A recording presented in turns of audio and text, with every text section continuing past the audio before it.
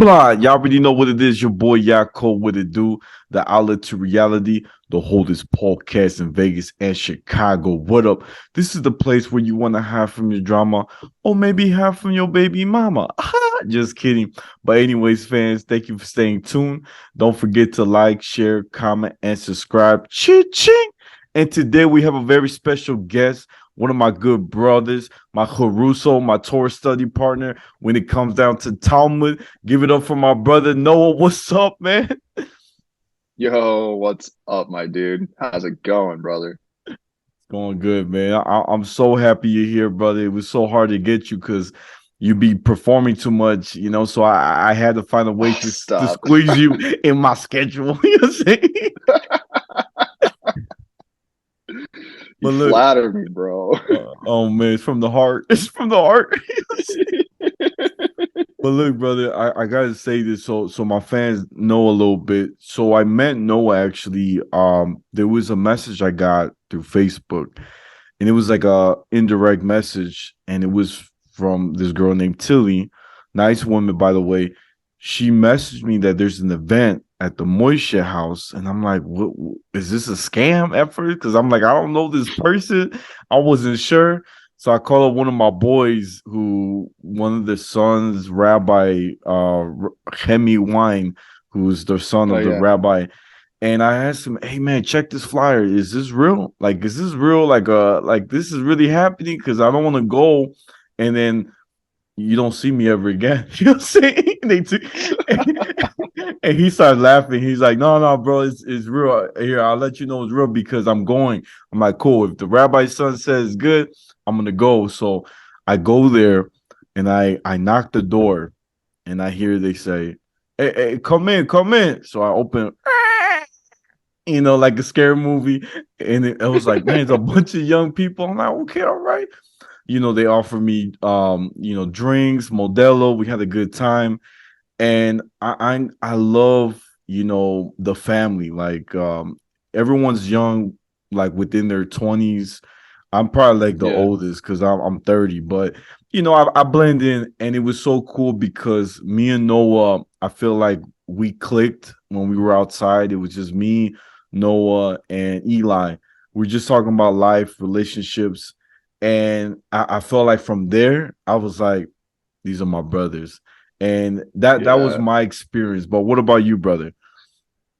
No. So my first time meeting you, so which event was that? That was like our opening house event. That was like one of our first events that we did. And the first time meeting Yaakov coming into the Moishe house was awesome. So I was sitting outside with my buddy Ellie, a couple other guys, and this guy Yaakov walks out, brings out some Modelo's, and he's like, "Yo, what's up, my dudes?" As he did in the intro, just like that. And we're like, "Oh, this guy's cool for sure. Let's go." And we just like clicked instantly. Yeah, just talking about like Judaism, like right off the bat, talking about where we're from, talking about relationships a little bit, which was really interesting and fun. And yeah, and then like just from there, it's like you just kept showing up to events and we just kept inviting you. We went out to go get food a couple of times outside of that. Now we're starting to do Torah study with some of the rabbis here in town together too. So it's just like it's been a real blessing and an honor just to like bring you into our lives and just I don't know, man, just have you around. You're such a cool dude and real wholesome guy. And I don't know, I love having you around, man. It's a good time. I love it. Thank you, bro. Thank you. That was real nice. Yeah. And I gotta say, like, I feel like what I was looking for here in Vegas was like young, I would say like brotherhood, like Hmm. people I can, grow with and to relate. Because I usually in Jewish communities, you mostly meet like older people, and I try to go, I want to meet more people my age, and I felt like I found it, and I think it's a beautiful thing you have. And brother, can you share a little bit on how you got involved with the Moishe house? Like how did it, like you got became a part of it? So it kind of happened by accident. Well, semi by accident, I would say. So one of my fraternity brothers, he knows the national director of expansion for Moishe House, and he opened up a Moishe House in St. Louis because that's where he's going to school. Um, and he knew that I was trying to move out of my parents' house. And so he had me contact the director of expansion, the national director of expansion for Moishe House. He gave me the guy's number. I didn't reach out to him for like a few weeks. And then finally I get a phone call from some out of state number. I had no idea who it was. Left me a message and said, "Hi, my name is Joshua Goldberg, National Director of Moishe House, and I want to talk to you about opening a Moishe House in Vegas." And I called him back immediately and just started conversations about, what it would look like to have a Moishe House in Vegas. Is it even possible to have a Moishe House in Vegas? And what I explained to him was exactly what you just said too. Was like, here in Las Vegas, there's a lot of older Jews and a lot of young families, but there's not like a lot of programming for the young Jewish community that is here. And there is a sizable young Jewish community here. I would say young, like between 21 and 35. And so the only other group that does young Jewish stuff is the Young Jewish Professionals Organization through one of the local Chabads. But that's kind of it. And they only do events, once a month, if that. So I wanted to do something more frequent and incorporate, more of the young Jewish community here, doing programming. So that was kind of the ethos behind, I guess you could say, behind wanting to start it to begin with, and then just being reached out to by this guy and getting his number anyways to get it, together and to build this community was just kind of Hashem saying like, you gotta do this. My little mission from Hashem, I guess. So yeah, I talked to him, and it was several iterations of like figuring out who's going to be in the house, emails back and forth, sometimes like weeks and weeks of like without communication. It was like there was at some point I was like, man, I don't think this is going to even happen. But I really wanted it to, because A, I really wanted to move out of my parents' house, and B, like I wanted a spot where like all my friends and all my fraternity brothers, like who have now graduated and stuff, can all just like kind of hang out and meet new people. But then finally it just the dots started connecting. Excuse me, the dots started connecting, and one thing led to another. One thing led to another, and I got a couple of my brothers here, Adam, Kobe, and Josh, and we picked a house right next to one of the local shuls, and the rest is history. We opened the house on October 1st. We had our first event just a week after that. That's where I met this guy over here. And yeah, and now we do 5 events every month. We're going to be starting our 3rd month of events here in December. We're going to be doing some kick-ass Hanukkah events. And yeah, man, that's kind of how it all started and why we did it. Dude, that's amazing, man. I gotta say, to have so many events. So you had one on how to keep a kosher home. So you had Rabbi Cutler come in, gave a Yeah. demonstration, how to clean your oven and like the history behind it of kosher and what is kosher. And it was just so cool because we were able to debate with him and at the same time learn and grow, which was amazing. Mm-hmm. And also I gotta say, for people that don't know, our boy Noah is the DJ. So my boy's been performing. Sometimes he'll have a little get together, you know, what I'm saying? I'll be seeing him, and it's amazing, brother. All my people want to know, are you going to perform at the Hanukkah party at your place? That's what they're trying to find out. Oh, bro, of course. What? Yeah.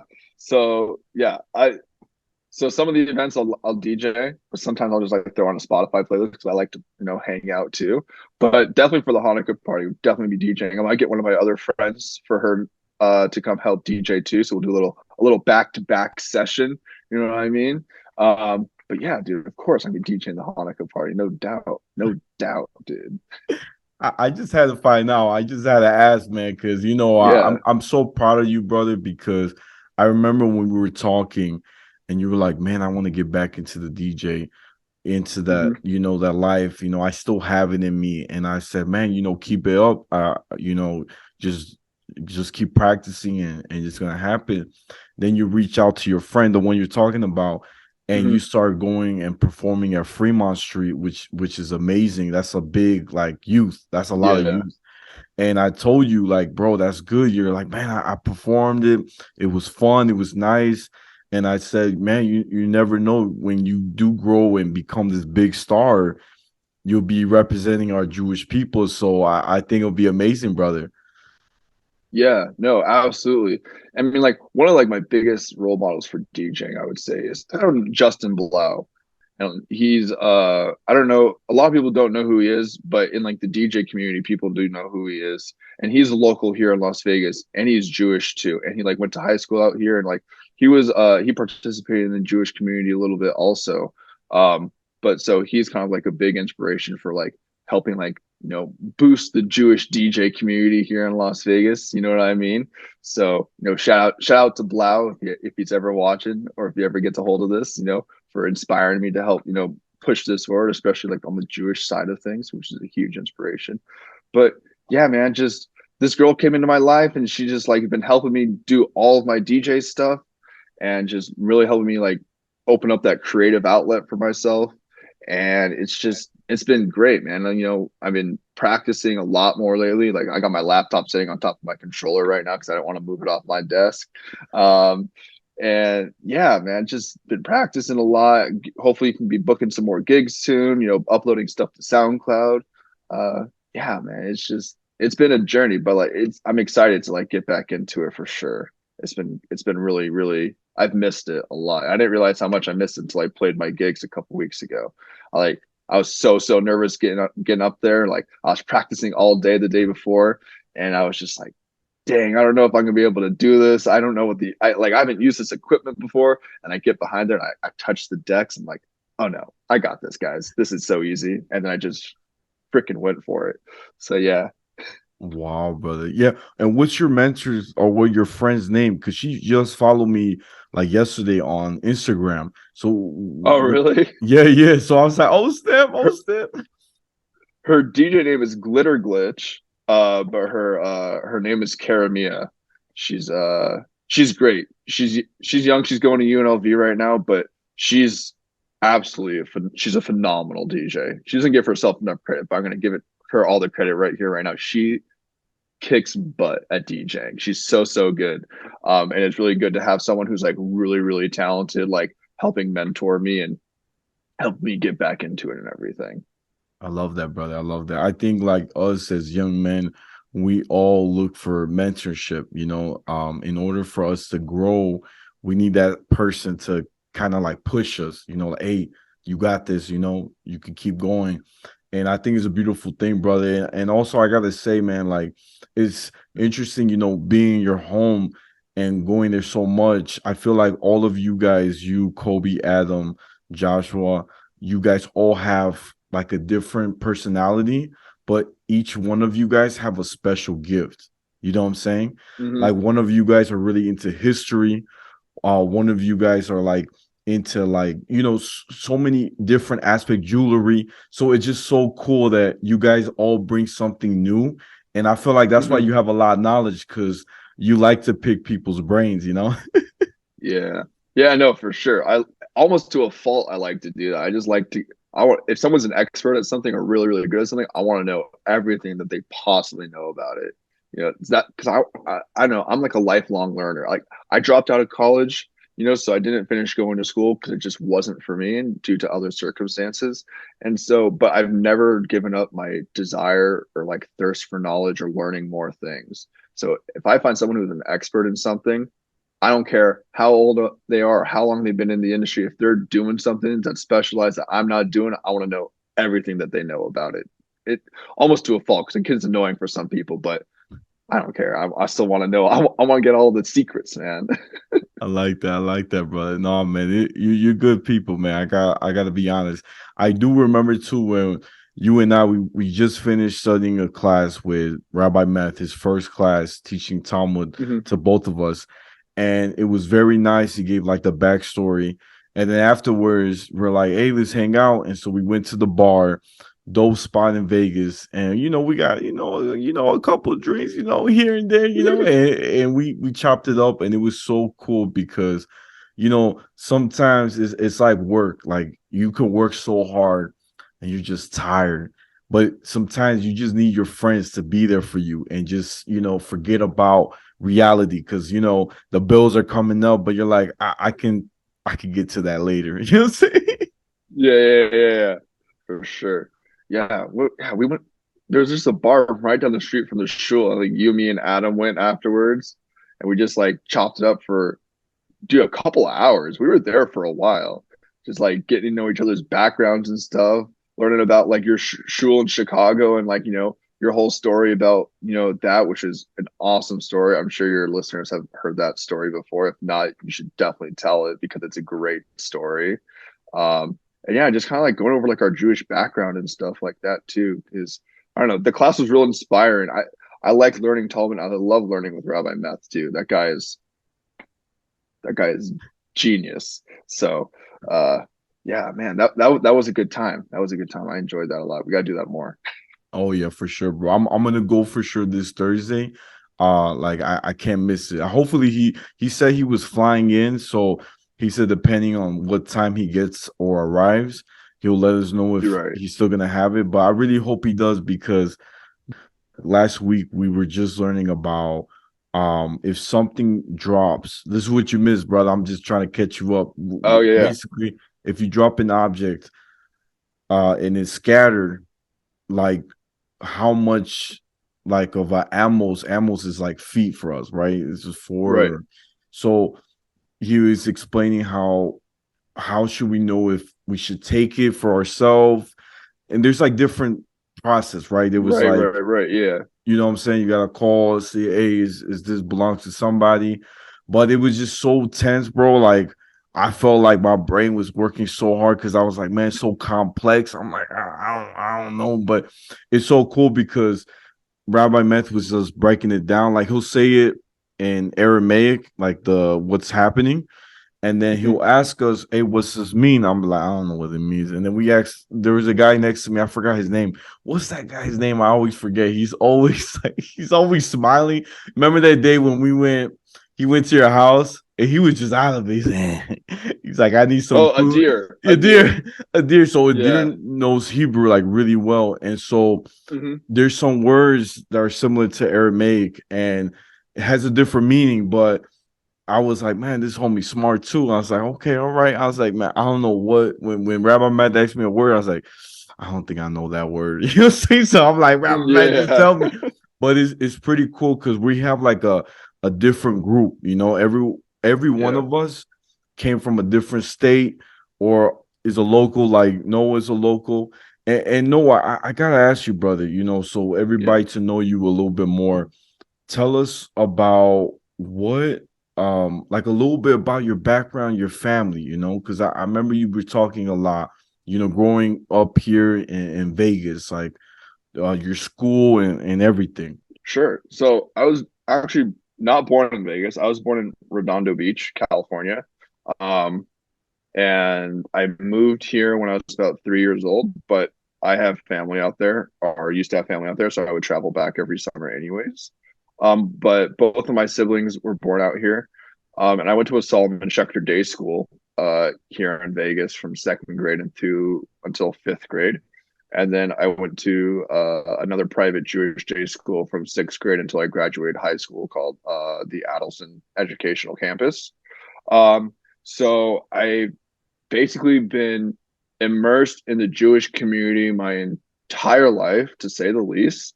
But it was really great because at Solomon Schechter, I was able to. The curriculum was really heavy Hebrew based.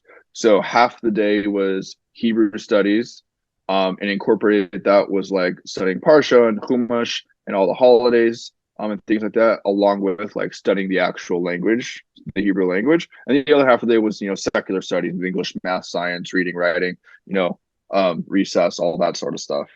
And then when I went to Adelson, it was a little bit more of a secular education with like a dash of Judaism. I like to call it. So like we did have mandatory Hebrew class and mandatory Judaics class every day. And then once we got to high school, it was more just we had freshman year you have to take a Judaics class, and then senior year you have to take a class on Israel. But other than that, Hebrew and Judaics are an option to take. But there's still like a lot of like Jewish culture incorporated into the wider school community and things like that. All of our lunch was glatt kosher served, so we weren't allowed to bring lunch to school. We had to like get lunch at school. Luckily, like included in tuition, we didn't have to pay for lunch, which was, Baruch Hashem, like a good thing. Um, and let's see what else. Did Kabbalat Shabbat every single Friday. Um, and it was just, I don't know. I don't really know anything different is the thing. My mom was not Jewish, but her and my father raised both me and my siblings Jewish. But my mom's side of the family was not Jewish, so I did have a decent exposure to. They're actually, believe it or not, they're actually Mormons. My mom's side of the family. Um, they all converted to Mormonism pretty young because my mom's grandparents were Mormon. But my mom and my mom's parents were not affiliated with the church at all, but her sisters were. So my aunts and my uncles on my mom's side and all my cousins grew up in the church. So I was exposed to a lot of different ideas growing up, which was very useful, I think, and it taught me a lot about uh, understanding where different people come from for their religious beliefs and whatnot.